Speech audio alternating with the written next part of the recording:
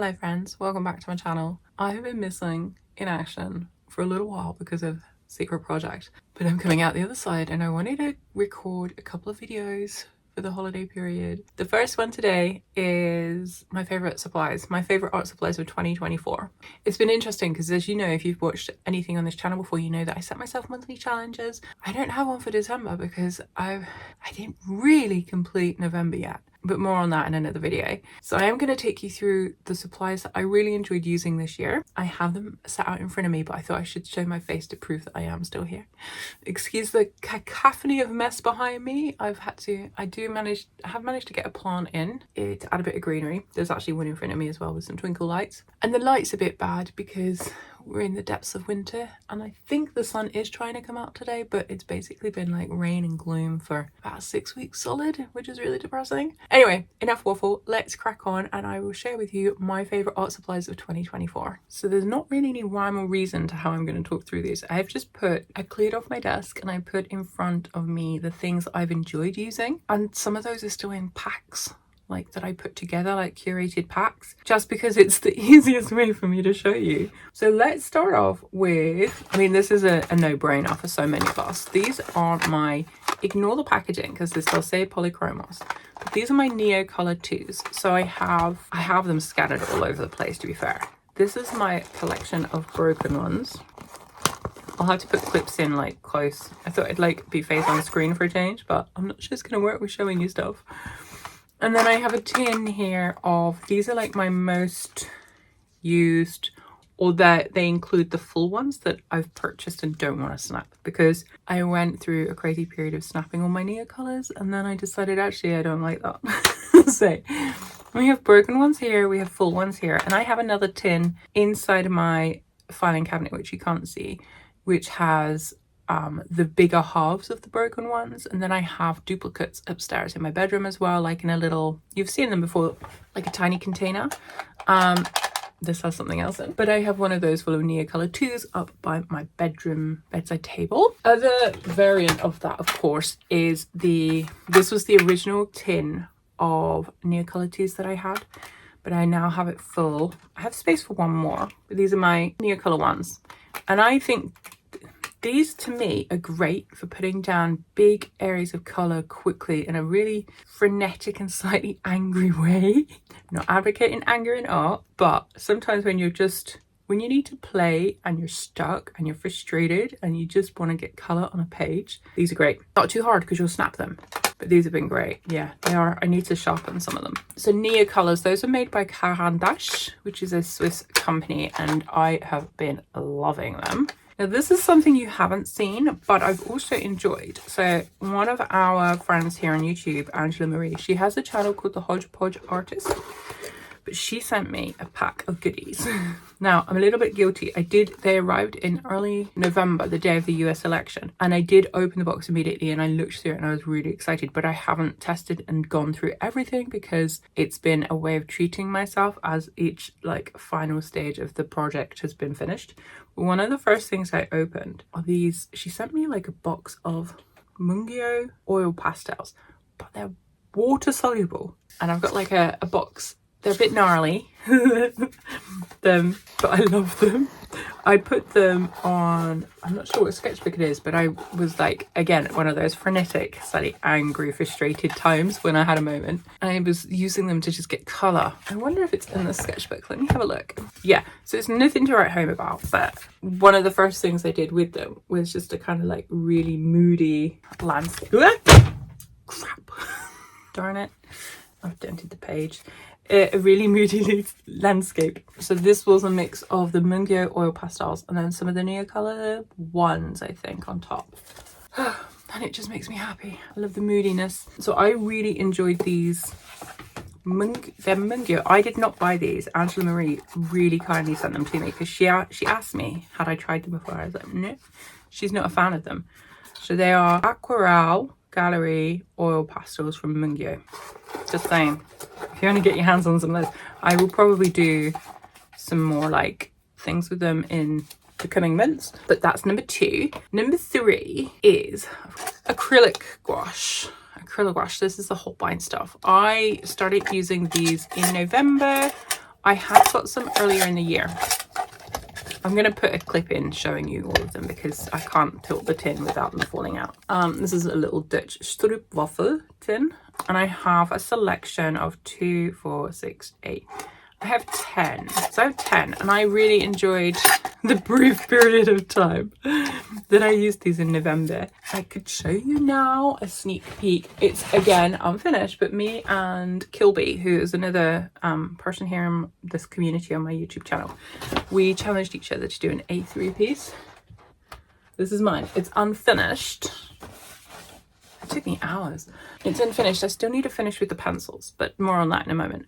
And I used predominantly acrylic gouache, and I really enjoyed using these. The tubes are tiny, but that's my fault because I bought the tiny tubes. But I think they're also handy because if you are going to travel, like having a few small tubes, I don't know if I would actually take them with me, but having a few small tubes is quite nice. So they're Holbein acrylic gouache. Now, on the same gouache subject, I also have been loving the art toolkit that I filled with gouache. It's interesting because, like, this is my art toolkit gouache palette. I was thinking this morning and yesterday, I don't know, should I even do a video? It feels like I haven't done any art for months. But actually I was quite prolific. It's only in the last 6 weeks when I've barely picked up a pencil or a paintbrush because of the project. But before that, I was managing to do art every single day, even if it was just a little bit, pretty much every, like, it might just be a little drawing, or it might have been like something a bit more related to whatever that month's topic was. But I really feel like I felt in a funk. I don't know whether it's a burnout, like whether I had just been doing too much with the project and then doing a monthly challenge and then trying to do personal stuff as well. I think it might have been a bit more burnout funk. But anyway, that's by the way. Whew, it's warm in here. Let me just go and turn the heating off. I took the jumper off. It gets a bit too warm in here. It's such a small space that when the heating kicks in, it's overwhelming. Okay, so we've covered that. The next thing, yeah, so we've done like the whole like, actually under the pastel vibe, because we've done oil pastel, well, the Mungyo pastels, we've done the Neo colors. There's also this upside down. I think they're all in here. No, it's not here. 1 second. I think they're in front of me in the container. As I was saying, in the container in front of me that I've piled so much crap on because I'm trying to tidy my desk to do this video. So I have this old cigar box. There's actually a man upstairs, he's not upstairs, uptown. We went in a couple of weeks ago because we had to have a Christmas party for David's work, and David wanted to get just a few cigars in. And while we were there, I said to the man about how, or David had said to the man about how I turned one into a DIY art box. He's like, oh, well, we always have some if you want more. So that's great. This is full Neo pastels and my Holbeins. Now the reason these are on my table was so that I could grab them easily and use them. Because it's a selection of greens and oranges. You know, it's the kind of, again, I'll do an overhead shot so that you can look while I waffle. But they are the kind of colours that I'm really drawn to and find really, like, delicious. So they've been on my table, but the problem is I've put a load of stuff on top of them, because isn't that what we do when we have things in front of us? You can see the chaos behind me. So I've, in finding out like what my favourite things have been this year, I've literally gone with what is closest to me, because that means that I've used them more. If they're closest to me, it means I've left them open, in the open, to pick out and use quite frequently. So oil pastels is one, and I have had a couple of different sets that were gifted to me. I'm trying to think where to put this one. And this is a selection of Sennelier oil pastels that I purchased during not 2024 but 2023. I think 1 or 2 might have been added last year. Actually, yeah, in the last year, sorry, the 2024, because I did oil pastel month early in the year and I did buy a couple. Okay, so we've got Neocolor 2s, we've got oil pastels, Neocolor 1s, Mungios. Next it would have to be, next it would be watercolors. So the watercolors I've been loving. You would have seen my Roman month, which is now merged into my Roman Schmoll plus Daniel Smith palette. I think there's 1 or 2 Holbein watercolors in here as well. So this has been left close out, ready for action, but it has not been used. I will be honest, it has not been used since I put the palette together at the end of Roman Schmoll month, which I think Roman Schmoll month was October, and it hasn't been used because I just have not had the time. So I might leave that one on my desk as well now. Then, as well as that, I also put together little palettes. I was talking about gouache before, wasn't I? And I got distracted. Anyhow, so little palettes. So early in the year, I think in May or June, I put together a Gian Dobie Making Colour Sing watercolour palette. Love this one. This one has been out on my desk, but again, at the moment, it's not been used. And this one has really helped me understand colour mixing better. It actually helped me to mix colours with the acrylic gouache and regular gouache for gouache month, but I'll show you all that in a gouache recap video because that's going to be easier than filling this one without. And based upon that, I made some little mini palettes. This one was a Making Colour Sing inspired, so it has a lot of the same colours or colours that could be easily substituted from this palette. So the idea is that they're single pigments and not mixed pigments, so that when you mix them, you end up with like really clear colours rather than sludge. So it has similar colours in here to here. Sorry, I'll do the whole like video over the waffle. And these are really handy. This is a nice one if I'm going out urban sketching big style. If I'm traveling, like I went to Porto, I took this one with me. I took it to the UK, but it didn't set. The Rose Madder Genuine didn't set, so I ended up leaving that in the UK. But I'm going to be going to Morocco in January, so that's a good size that I can put things in pockets, because we're traveling with Transavia and EasyJet.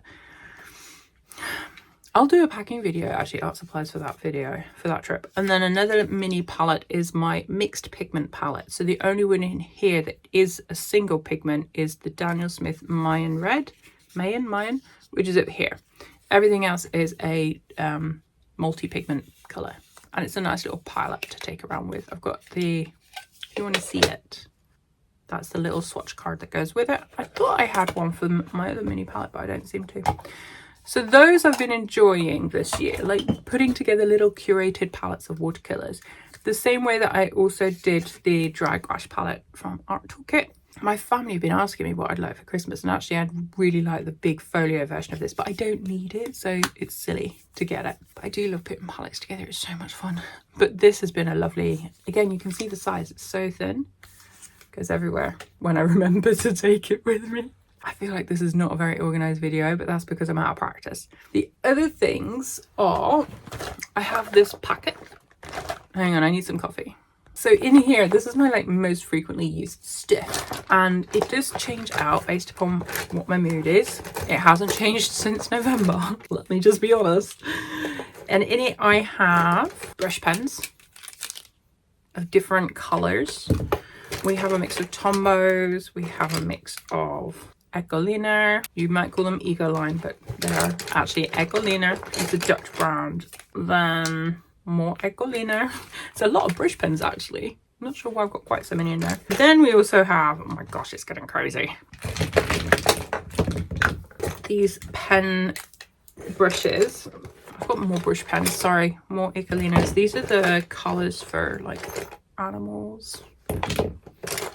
Oh, this is the one that I mixed. So it's 10 drops. It's chartreuse, but with 10 drops of something blue. Turquoise blue, maybe. So it's more of a green. It's a really lush colour.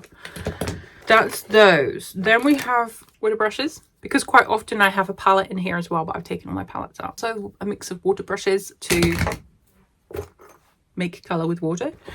Then we have quite a few in here, actually. Acrylic markers. I was wondering where my other acrylic markers were, because I had a pack and I don't know where I've put them. So a selection of acrylic markers. I've been loving using these. These are the colours that I've been leaning more towards. So kind of like oranges, greenies, and a couple of little blue ones.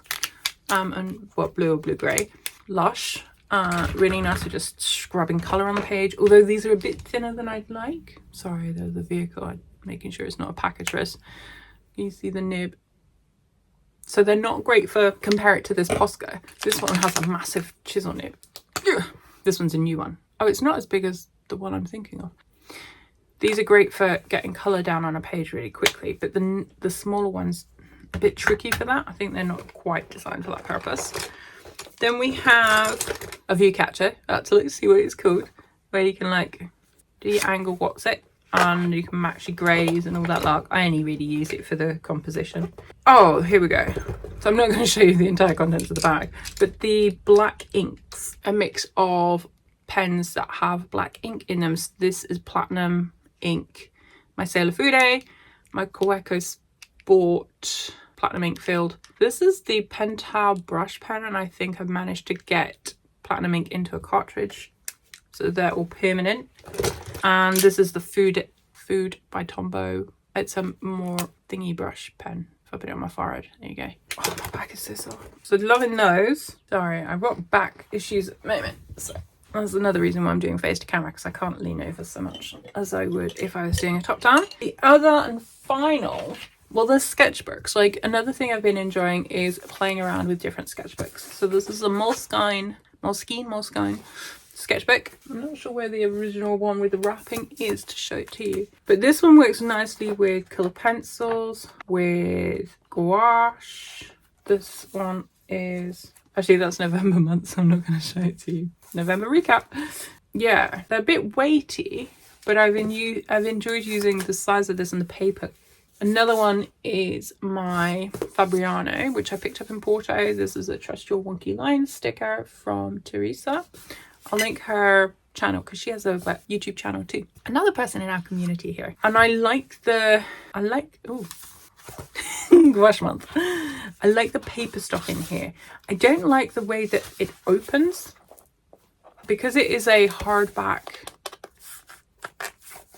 It is cloth bound, I think, like the strip on the inside, but I find that it's like, oh, you have to really crack it to get it open.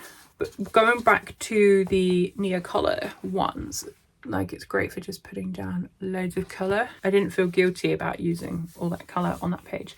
So playing around with different sketchbooks, that's been something I've really enjoyed this year. There's a lot of my gosh, I'm gonna have so much fun editing those out. And then finally, I think the biggest thing I've loved using this year is colour pencils. Yeah, I'm not sure if it's colour pencils or if it's oil pastels. Not sure, but if you saw my video last year of the things I regretted buying, I think it was what I regret buying in 2023. Derwent Lightfast pencils, I believe, were in that selection. I think I started off with like this many, maybe a few more actually. These are the ones that I'm using for the gouache piece that I showed you earlier, the A3, so that's why they're separate. But some of these are like really gnarled down. I've been using them quite a lot. The greens, the reds, the oranges.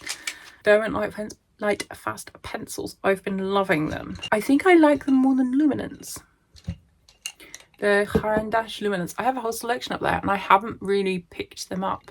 I've been drawn more to the Derwent Lightfast, which is interesting. I don't know why. I need to analyse why. Like, I have the Midnight Nightshade over here that I was using the other day with a couple of brush pens. And alongside those, so I'm just grabbing my tool roll. It's going to fall apart, so I'm just zipping things. Of course, my selection of polychromos, which I keep in here. I've got the spares, so any duplicates are in here. And oh, sorry, I have an itchy eye. Yeah, I primarily just keep this filled with my polychromos. I love them. I love how hard they are as a pencil, as opposed to the Luminance. Maybe it's because the Luminance feel a bit more precious, that they're like double the price. Whereas the polychromos, I feel like I can just go for it with them. I love them. I love them so much. And I love the rainbow of colour. Like, I mean, some of them have gotten a bit low, so you won't see them so well. Let me try and schliff them up a bit in a way that will show you them. Like, look at that rainbow of colour. Can you see? It's just the most, it brings me joy that this tool roll that I made, pencil roll, whatever you want to call it, filled with polychromos pencils gives me so much joy. Like, look at that. Oh. Okay, I'm gonna stop waffling. So those are my favorite art supplies. Polychromos and Derwent Lightfast pencils are my number one. My number two is the curated selection of watercolor palettes. Number three would be oil pastels. Number four would be all the brush pens, acrylic marker-y type things. Number five would be, I'm trying to think. Five would be, I forgot what I said. My brain's not here. Five would be the Neocolors, I think. Six would be the acrylic gouache. The other thing I've got on the table that I haven't mentioned is the art graph stick. I've got a couple of these lying around and I really like those as well for big, bold, expressive lines. That's it. I've waffled so much. I'm so sorry. This is going to take me forever to edit, so I'm probably not going to edit as perfectly as I normally would because I don't have time for that. And I also want to record another video. So this one is going to come out on Friday, I think. And hopefully another video will come out on Saturday, which will be my worst art supplies of 2024. Then there'll be another one between now and Christmas because I got sent something and I loved them. That got recorded a while ago. I just haven't had a chance to edit that, but I will edit that one down. And then there's also a recap of my gouache month in November. Then I'll have a video on my art plans for 2025. And I think there's another video in there somewhere, but I can't think what it is. But basically a whole bunch of videos between now and New Year. Hopefully they'll be interesting. I might schedule 1 or 2 for when I'm away in January, actually. But my thinking is, I'm waffling again, sorry. This is terrible because this means I'm going to have to edit things down a bit more.